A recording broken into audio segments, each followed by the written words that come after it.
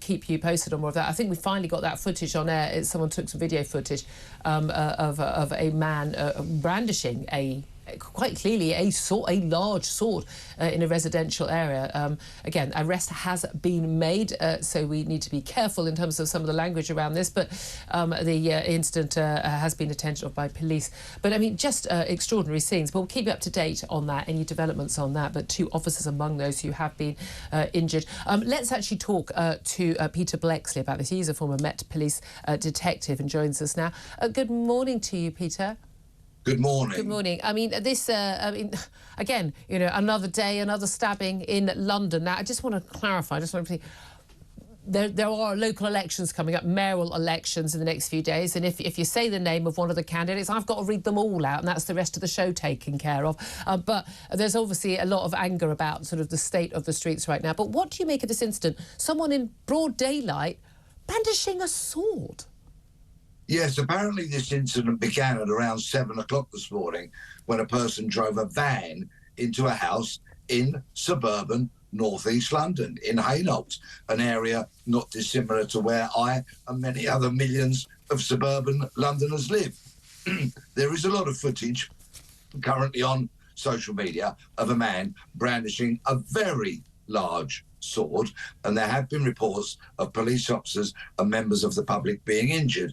There will, of course, be multiple scenes, multiple victims, and that's why the Metropolitan Police have this morning declared this as a critical incident. Yeah, I mean, it certainly is, although, you know, these have come to be, you know, 10 a penny. You know, I can remember a time when a stabbing like this would be front page news, certainly like the London Evening Standard, the sort of the capital's, you know, afternoon newspaper, and yet now, I mean, they're a little news in brief on the bottom of page 14 now, because we're so used to it. And often when it's, you know, teenage gangs, and people sort of go, oh, well, it's a young teenage gangster stabbing another teenage gangster. You're talking about 15-year-old boys in many cases. Now, this involves a man. Again, there's an arrest has been made, so we need to be careful about any conjecture on this particular case. But there is no doubt at all that the carrying of weapons in this city is getting out of control.